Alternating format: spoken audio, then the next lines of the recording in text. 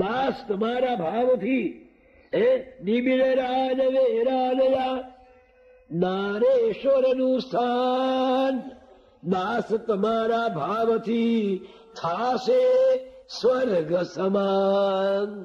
અત્યારે નિબિડ વેરાન છે, પણ દાસ તમારા ભાવથી એક દિવસે આ સ્વર્ગ જેવું થશે. હિંસક વિષદર પ્રાણીઓ ગરજે ભયકર જાય, મધુર સુરો ધૂન ભજનના લહેરાશે બસ ત્યાંય. જ્યાં જે હિંસક પ્રાણીઓ ગર્જના કરી રહ્યા છે ત્યાં આગળ એક દિવસે ભજનની ધૂનોના મધુરા સ્વર લહેરાશે. આજે જ્યાં ચીમરી અને ઘુવડ કરે ચિત્કાર, ગુંજી રહેશે ત્યાં વેદ મંત્ર ઓમકાર. જ્યાં જે ચીમડીઓ ચિત્કાર કરે છે ત્યાં એક દિવસે વેદના મંત્રો ગુંજી રહેશે. સુણતા વાણી સંતની દાસ જોડીને હાથ, ગદગદ કંઠે દ્રવિત હૃદય થયા મુક્ત સાક્ષાત. દાસ કાકાને ખૂબ આનંદ થયો. હવે આ તો જંગલ છે, આજુબાજુ કોરલમાં ઈંટો હોય, થોડી કરજણમાં ચૂનો હોય, તો ચોરંદામાં લાકડો હોય, એટલે આ કઈ સામાન્ય કામ તે જમાનામાં નતું. એટલે ધીમે ધીમે બધો માલ આવવા લાગ્યો. આ બધી કુટી તૈયાર થતા થતા 6 માસ લાગ્યા. એ 6 માસ સુધી અવધૂતજી પેલી ઘાસની ઝૂંપડીમાં જ રહ્યા. થતા કુટી તૈયારે સુંદર સાત્વિક સ્વચ્છો સંત સામે આવી ઉભા, દાસ જોડીને હસતો. જે માજીની ઓરડી છે ને, જે આ બાજુની પહેલી, એ જ પહેલવેલી ઓરડી બાંધી. એનું નામ દત્ત કુટીર આપેલું હતું અને અવધૂતજીએ પહેલો એમાં જ નિવાસ કર્યો. અત્યારે તો આગળ વધારી દીધું છે, પણ જે નાની પહેલી છે એટલી જ. આગળ આટલો ઓટલો પણ નહીં, નાનો અમથો ઓટલો, અંદર લીપણ, એની અંદર પથ્થર પણ નાખેલા નહીં, અને ઉપર સામાન્ય છાપડું. આવી એક કુટીર બનાવી દીધી. કુટીર પૂરી થઈ. દાસ સાહેબ દાસ કાકા હાથ જોડીને ઉભા કે પ્રભુ આવે કુટીરમાં પધારો. બાપજીએ કુટીર જોઈ એટલે બ્રહ્મચારી ઉભા થયા અને કુટીરમાં જઈને સાધક શુદ્ધ સાધના કરવા માટે જે જગ્યા બેસવાના હોય એ જગ્યાને શુદ્ધ કરવી જોઈએ. સંતોએ શુદ્ધતા જાણે એટલે સાધક શુદ્ધ કુટીર કરી સ્વયં કર્યો નિવાસ. અને પછી એમાં ભગવાને અવધૂતજીએ નિવાસ કર્યો. ખાનપાનની દાસ કાકાએ બધી ઝીણવટે બધી વ્યવસ્થા કરી હતી. કુટીરમાં વાસ કર્યા પછી એક દિવસે દાસ કાકાને બ્રહ્મચારીએ બોલાવ્યા. આવી મને આનંદ છે, તમે બધા આવે તમારે પોતાને ગામ જાઓ, મને અનુષ્ઠાન કરવાનો. અઠવાડિયે 10 દિવસે એકાદ દિવસ આવી જજો. અહીંયા ખૂટતું કરતું હોય તો મૂકી જજો. મારી કોઈ ચિંતા કરશો નહીં. અહીંયા હું સ્વર્ગનો સમ્રાટ થઈને બેઠો છું. ચિંતા ભય લવલેશના નહીં શોકયાક્રંદ. પિયા મિલનની બસ્તીમાં છે અહીં પરમાનંદ. મને પરમ આનંદ છે, માટે બધા હવે ચાલ્યા જાઓ. એમ કહીને બધાને વિદાય કરી ગયા. અવધૂતજીને મને ગમતું એકાંત મળી ગયું. હવે એમની દિનચર્યા કેવી હતી કે સવારમાં નિત્ય બ્રાહ્મ મુહૂર્તમાં જાગે 4 વાગે. મુખ શુદ્ધિ શૌચાદિથી પરવારીને દ્રાક, પછી દાંતન કરે, મુખ શુદ્ધિ કરે, શૌચ જઈ આવે. પછી સાંજે ઘડો ભરીને જે નર્મદાનું પાણી લાવ્યા હોય ઈમ સમ શીતલ થઈ જાય. સવારના પોરમાં તો ઠંડુ એકદમ એવા શીતળ પાણીથી ઘડો માથા પર રેડી અને સ્નાન કરી નાખે. પછી સિદ્ધાસને ધ્યાન ધરવા બેસે.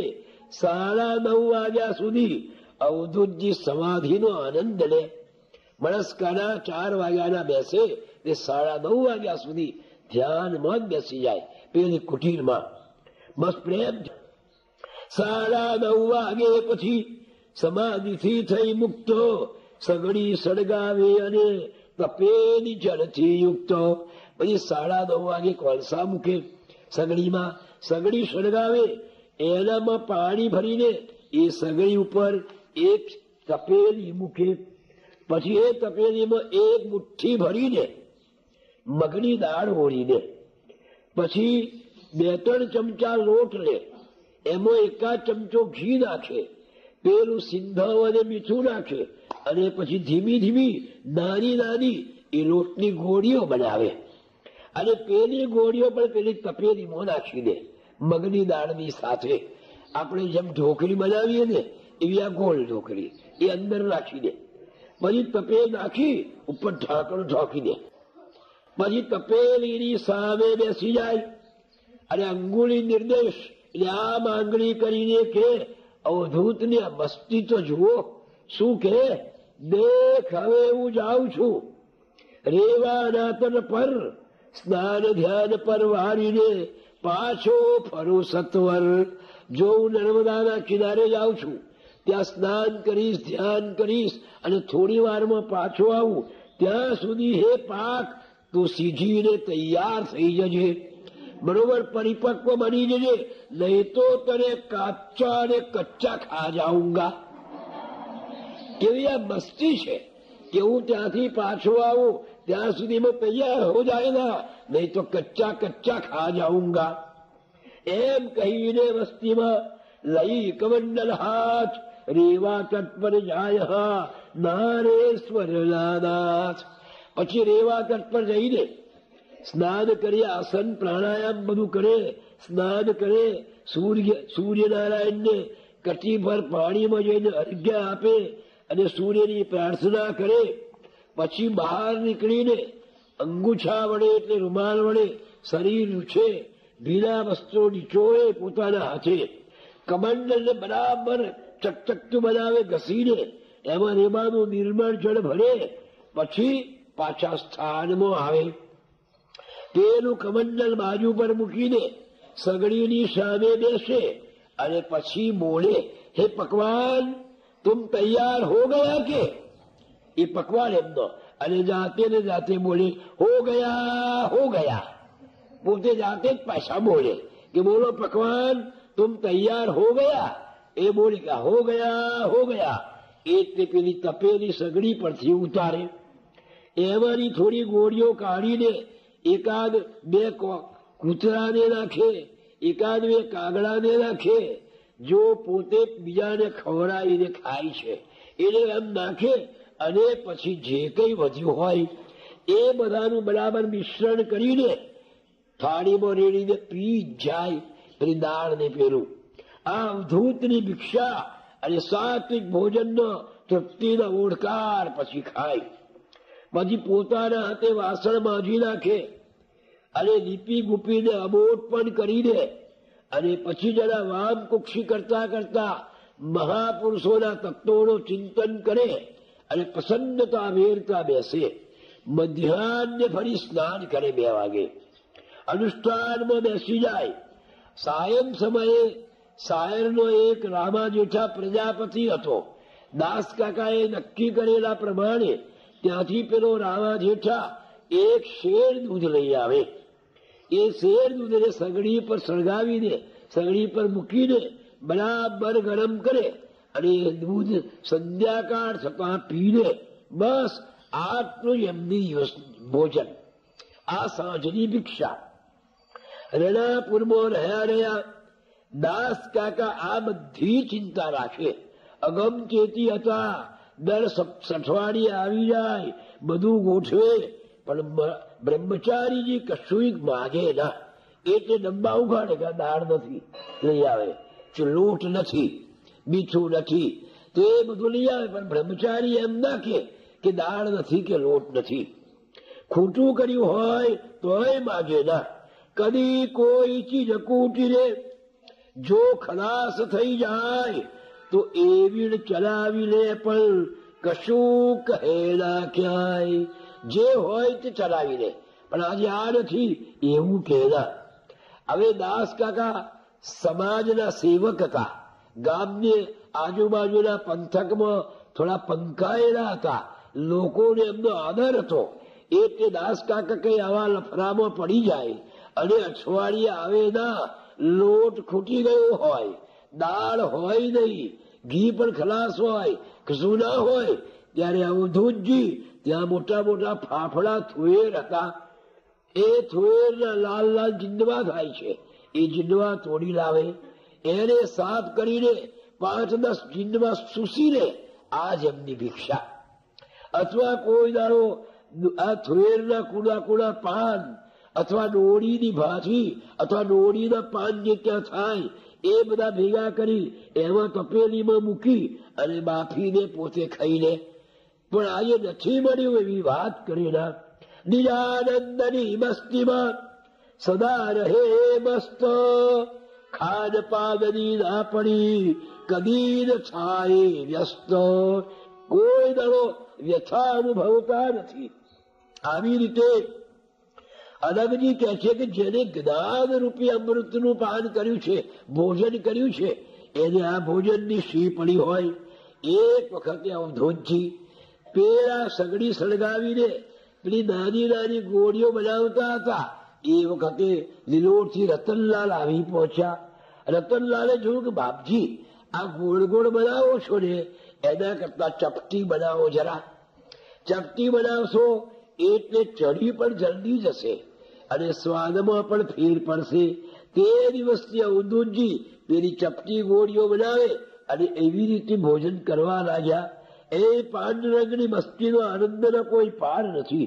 સિર પર છતયા આકાશની અને ધરતી સે ઉહાસન, ચમર ઝુલાવે પ્રેમથી મંદ મંદ પવન. હું સાત વાસાનો બાદશાહ છું.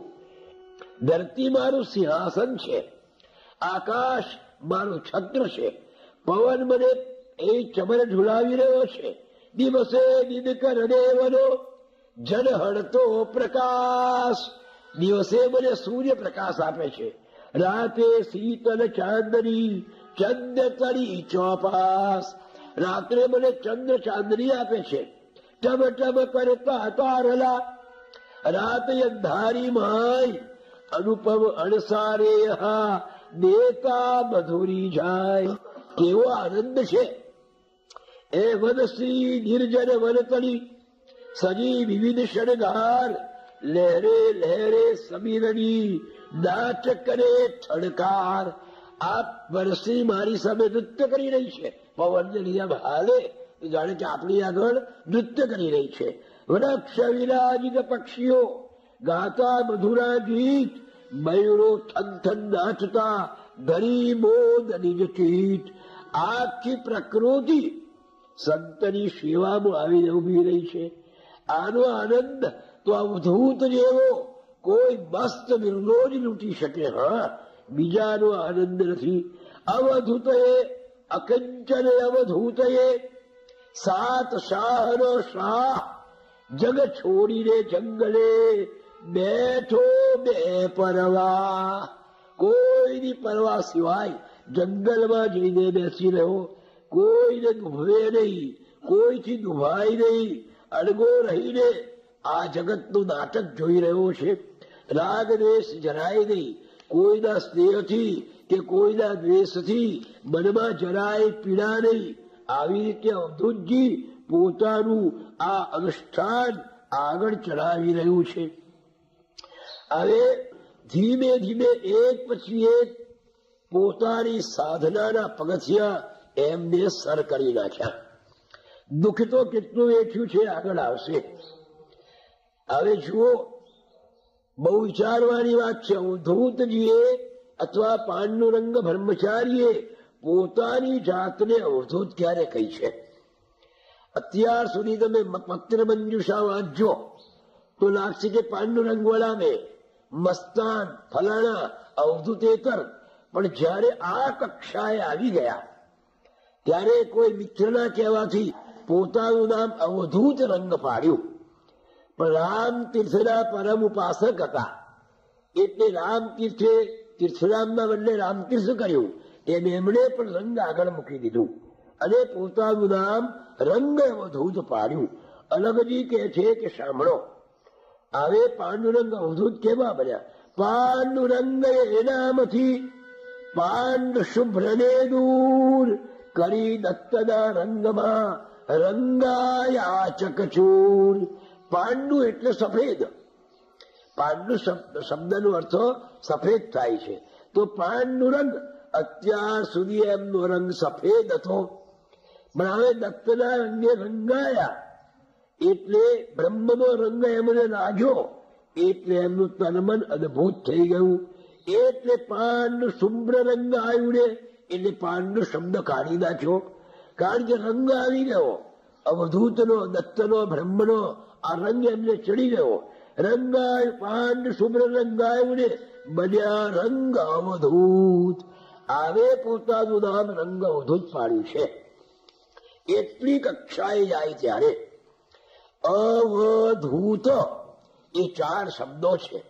ભગવાન દત્તાત્રેય પોતાની અવધૂત ગીતામાં અવધૂતના એ 4 શબ્દોનો અર્થ બતાવતા સુંદર વાત કરી છે કે અવધૂત કોને કહેવાય. એનું આપણે ગુજરાતીમાં કર્યું છે. એટલે શું કે અકાર જાણે આશાનો નાશ કર્યો, નહીં એને આદિ મધ્યાંત. કોઈ આશા જ નથી જેને, એને આદિ નથી, એને મધ્ય નથી. આત્માનંદે ફરતો એ મસ્તીમાં સ્પર્શેના માયાના દ્વંદ મારા અવધૂતને કોટી નમન. આ અકારનો અર્થ છે કે જેને કોઈ આશા જ નથી, જેને માયાના દ્વંદને છોડી દીધા છે, એને સ્પર્શ કરી શકતા નથી, જેને આદિ મધ્ય ને અંત નથી, આ બધાથી પર એવો જે સાધુ અવધૂત એ અકારનો અર્થ થાય છે. અકારના આટલા ગુણ એનામાં હોવા જોઈએ. એની કોઈ આશા જ ના હોવી જોઈએ, એને આદિ મધ્ય ને અંતનો વિચાર જ ના આવવો જોઈએ. આત્મા આનંદમાં મસ્ત ફરતો હોય એ અવધૂતના અકારનું લક્ષણ છે. પછી વકાર આવ્યો કે વકાર જાણે એને વ્યાપે ના વાસના. જેને કોઈ વાસના નથી કે મારે આ જોઈએ કે તે જોઈએ, ફલાણાને મળવું કે ઠીકણાને મળવું, એ કોઈ વાસના જ નથી. જેને એ આશા પાશ વિવર્જિત હો, વાસના વસ્ત વિવર્જિત હો, જેને વાસનાને છોડી દીધી છે એ અવધૂતના વકારનો અર્થ થાય છે. અને વાણી છે નિર્મળ વચન. એની વાણી નિર્મળ છે. જો આપણી વાણી વડે આપણે બીજાને દુઃખ આપતા હોઈએ, આપણી વાણીથી બીજાનું મન દુભાતું હોય તો આપણે સંત નથી. હા, સંતની વાણી તો બીજાને શાંત પાડે એવી હોય. ગુરુ મહારાજે તો ગાયું છે કે કડવા મીઠા સબકા સુનના પણ મુખ અમૃત બરસાના. બીજો કડવું કહે તો સાંભળીએ, મીઠું સાંભળીએ, પણ આપણા મોઢામાંથી તો અમૃત જ નીકળે. કડવા મીઠા સબકા સુનના અને મુખ અમૃત બરસાના. સમજ સુખ દુઃખ નભ બાદલ સમ રંગ સંગ છુડાના કે બનવા હરિભજના હરિભજના.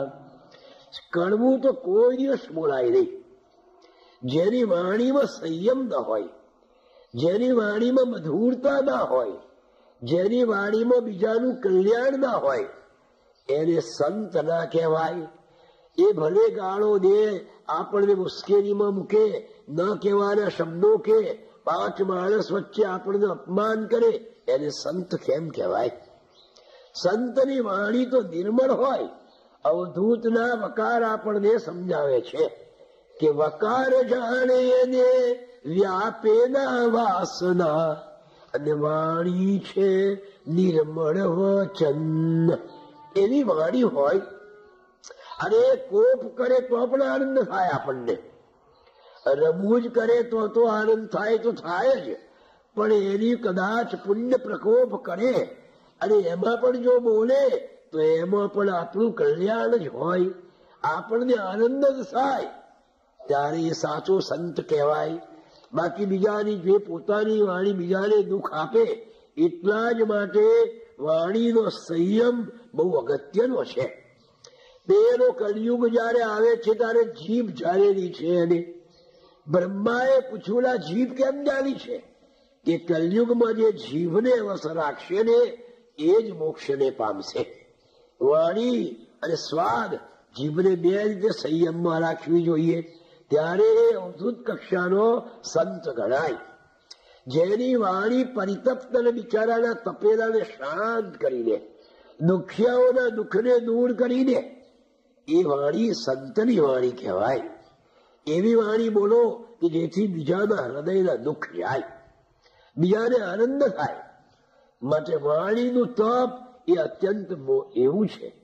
આપણે ગમે એવા રૂપાળા હોઈએ, આપણે સુંદર કપડા પહેરીને બેઠા છે, પણ જો આપણી વાણીમાં મધુરતા ના હોય, આપણી વાણીમાં સત્યતા ના હોય, આપણી વાણીમાં વિવેક ના હોય, તો ખરો માણસ, સાચા માણસો જાણશે કે આ કોઈ હલકટનો છોકરો છે.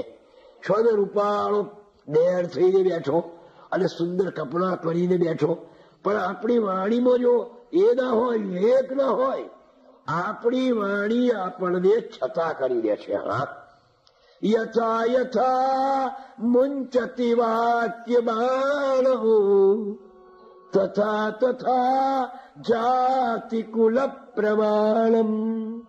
જે પ્રમાણે આપણા મુખમાંથી વાણી બોલાય છે, એ આપણી વાણી ઉપરથી આપણે કયા કુળના છે, કઈ જાતિના છે, એ આપણે ઓળખાઈ જઈએ છીએ. હા, આપણી વાણી આપણને છતા કરી દે છે. એક બ્રાહ્મણ હતો ભાઈ, બિચારો રસોયાનો ધંધો કરે. રસોયાનો ધંધો કરે એટલે કોઈ બ્રાહ્મણ એને કન્યા ના પરણાવે. હા, મારી દ્રષ્ટિએ તો બહુ સારું, ખાવાનું જ ના કરવું પડે આપણી છોકરીને, એવું જ કરી દે. કારણ કે એમ તો રસોઈ ધંધો પડ્યો ને એનો. પણ હવે એવું થયું છે કે રસોયાને કોણ પરણે? પેલો એટલું બધું કમાયો રસોઈમાં મહેનત કરીને, 52 વર્ષનો થયો, પાસે 25-20 હજાર રૂપિયા થઈ ગયા. પેલાને વિચારો કે આ પૈસાને શું કરીશ? કોઈ પાછળ વારસદાર નથી, કોઈ પત્ની નથી. એ તેને નિર્ણય કર્યો કે ગમે તેમ પણ લગ્ન કરવું છે. એટલે આ લોહીનો વેપાર કરનારની જે ટોળકી આવે છે ને, એમાં બિચારો ફસાઈ ગયો. બેચારા બાપજી કન્યા લાવી આપીએ. હા, સરસ. બ્રાહ્મણ, અરે બ્રાહ્મણની, અમારા ગોરની છોકરી લાવી આપીએ, પણ 10,000 રૂપિયા આપવા પડે. કે આપી દઉં, મારે પૈસા કરવા શું, બધા બહુ છે. પેલા એ 10,000 રૂપિયા આપ્યા. એટલે પેલા જે દુષ્ટો હતા ને, એક હલકી કોમની છોકરી હતી, હરિજનની, જરાનો રંગ રૂપાળો ભાઈ, સફેદ, સારી જરા રૂપાળી, એને સુંદર કપડા પહેરાવી દીધા. અને આ મારા ગોરની જ દીકરી છે મહારાજ, એમ કે હા. અને મહારાજને પરણાવી દીધી. ભાઈ મહારાજ પરણીને ઘેર લાવ્યા. બંનેના સંસ્કાર વચ્ચે ભલે રસોયો, પણ બ્રાહ્મણ તો હતો ને, એટલે બંનેના સંસ્કાર વચ્ચે આપ જમીનનો ફેર. પેલી સાવ હલકડ સ્ત્રી, બ્રાહ્મણને લાગ્યું કે કાચું કપાઈ ગયું લાગે છે કઈ. પણ હવે શું થાય ભાઈ, લાવ્યા એટલે એને અપનાવે છૂટકો. બાપે બીજી બૈરી કરી એટલે આપણે જીજી કહેવી જ પડે, એને છૂટકો જ નથી. તેમાં પરણી લાવ્યા એટલે નભાવી પડશે આપણે. પેલા એ 2-4 દિવસ થયા એટલે ભાઈબંધો મળ્યા. કદાચ તું પરણી આવ્યો કે હો યાર, અમને ખબર ના કે ભાઈ એવું થયું, એકદમ ગોઠવાઈ ગયું યાર. અને મારે આ થયું તો હવે તારી નવી હું લાવ્યો છે, એના હાથની રસોઈ તો ચખાડ. કે કોણે ના પાડી? ચખાડીએ તારે. બોલો ક્યારે રાખે છે? તમે બધા કહો તારે, કાલે જ રાખો ને ભાઈ. બધાએ નિર્ણય કર્યો ભાઈબંધ દોસ્તારોએ કે આવતીકાલે તારે ત્યાં અમે જમવા આવીશું. તારી નવી વહુના હાથની જે રસોઈ છે ને, એ રસોઈ ચાખવા અમે આવીશું. નક્કી થયું. બીજે દિવસ પેલો સાંજે ઘેર ગયો, પત્નીને કહ્યું, જો આવતીકાલે મારા મિત્રો જમવા આવવાના છે, રસોઈ તો હું કરી નાખીશ, તારે વાંધો નહીં આવે, પણ પીરસવાનું તારે. એવું પીરસજે કે મારા મિત્રોને એમ ના લાગે કે મેં તને ગમે ત્યાંથી પકડી લાવ્યો છું. હા, તારી જાત બહાર ના આવી જાય. હા કે ના તમે શું કરો ચિંતા કરો છો, હું એવા પીરસીશ કે ખરેખર બસ તારે. મહારાજે તો શું બનાવીશું, ઉનાળાની સિઝન હતી ભાઈ, એટલે કેરીની સિઝન, એટલે રસ રોટલી બનાવી. મારા મિત્રો જમવા આવ્યા, પેલે માંથી પીરસવાનું છે, પેલા બધા જમવા બેઠા. પેલી બાઈ પીરસવા આવી. પેલા ભાઈએ એના પતિએ કહ્યું છે કે જો આગ્રહ કરજે. હા હવે આગ્રહ શેનો થાય, જે મુખ્ય ભોજન હોય એનો જ આગ્રહ થાય. લાડુ હોય તો લાડુનો, રસ હોય તો રસનો, શ્રીખંડ હોય તો શ્રીખંડનો. પાણી નથી આવતું ને મોડામાં, આ તો વાત ચાલે છે. હા શ્રીખંડ હોય તો શ્રીખંડનો એનો આગ્રહ થાય. પેલી બાઈને બિચારીને ખબર નહીં કે શેનો આગ્રહ થાય ને શેનો ના થાય. એટલે શાકના મારા સોગન લો ને મારા સોગન લો, દાળના મારા સોગન લો ને મારા સોગન લો. આ વાલ હું કે ના મારા સોગન લો ના મારા સોગન લો. આ વાલ મૂકે એની શું દશા થાય બિચારાની. પણ તોય વાલ હું મૂકે આગ્રહ કરીને. આમ કરતા કરતા પેલી રોટલી મૂકવા આવી કે લો ને, અરે લો, કૂતરાના કાન જેટલી તો લો. પેલા ચમક્યા. કૂતરાનો કાન જમતી વખતે યાદ કરીએ તોય આપણને સુખ ચડે, ખાવાનું ભાવે નહીં. કારણ આ તો કૂતરાના કાન હાથે સરખાઈ રોટલીને. પેલા સમજી ગયા કે કૂતરાના કાન સાથે સરખાવે છે, આ કોઈ ઉચ્ચ જાતિની નથી ભાઈ. આપણે ભાત જોઈતો હોય તો શું કહીએ આપણે, એક લીંબુ જેટલો મૂકો ભાઈ. એથી આગળ વધ્યા હોય એક મોસંબી જેટલો મૂકો. દાળ બરાબર મસ્ત બનાવી હોય ભાઈ, ટેસ્ટફુલ, વધારે ભાત ખાવો છે તો આપણે કહીએ કે નાઝીર જેટલો મૂક ભાઈ ખાસો. પણ એવું કહેવાય પોદરા જેટલો મૂકો, એવું કહેવાય આપણાથી. આટલો એક ગધેડા લીમડા જેટલો મૂક્યા ભાઈ, આવું કહેવાય આપણાથી. એ ખવાય કેમ કરીને? યથા યથા મુંચતી વાક્ય બાણમ તથા તથા જાતિ કુલ પ્રમાણમ. જે પ્રમાણે તમારા મુખમાંથી વાણી નીકળે છે એ વાણી આપણને છતા કરી દે છે. હા ગમે એવા રૂપાળા હેર થઈને બેઠા હોઈએ, પણ આપણી વાણીમાં વિવેક ના હોય, આપણી વાણીમાં શબ્દે શબ્દે ગાળ બોલતા હોય, આપણે બીજાના દુઃખ થાય એવું બોલતા હોય તો એ પેલો કહેશે કે આ કોઈ સજ્જન લાગતો નથી, કોઈ હલકટનો દીકરો છે. એક વખતે આ વ્યંઢળો ખરા ને ઈજડાઓએ મિટિંગ ભરીને વિચાર કર્યો કે આપણા તાબોટા પાડીને 18 લાખ રૂપિયો ઉઘરાવીએ, આ કઈ નક્કી કરીશું.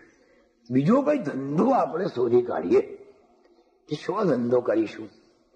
ભણ્યા તો હોય નહીં, બીજું કામ આવડે નહીં, વેપારમાં બુદ્ધિ ના ચાલે, એમને શરીર ઊંચા હોય, સશક્ત હોય, હિંમત ના હોય એમનામાં. હા એટલે તો આપણે એક કામ કરીએ, ધાડ પાડવાનો ધંધો કરીએ.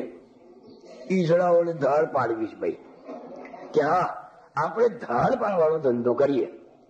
એટલે એમને તો બધા કાળા બીછી સેમ, કાળા પાટલું, કાળા કોટ, કાળી બુકાનીઓ બધું શિવાડી દીધું. બધાએ કોઈ ધાર્યું તો કોઈ ડાંગ તો કોઈ વળી ફરસી, હથિયાર પણ વસાવી દીધા. હવે જે આ લૂંટવા માટે ધાડ પાડવી છે અથવા લૂંટવાનો ધંધો કરવો છે, એક મોટો રસ્તો જાય છે, રસ્તાની બાજુમાં જંગલ, ત્યાં બધા સંતાઈ રહ્યા ઝાડીમાં. હવે આ રસ્તેથી જે જાય એને આપણે લૂંટી લેવાનો. બરાબર, ભગવાનનું કરવું ભાઈ અને મિયાભાઈની જાન જાય. रुस्तम ने मोहम्मद ने काशी ने साला ऐसा है, साला बात तो यही करे कि एक जाने में साला 100 साफ था. बोलो अभी 100 तो होता से यार, तू बात करे छे. बोलो 50 तो था यार, मैं गिन कर आया ने 50 होता हसे, 25 तो था. बोल कल्ला की कसम, अरे શું 25? બોલો 10 था. अरे 10 સાફ સાલા જોડે રહેતા હશે.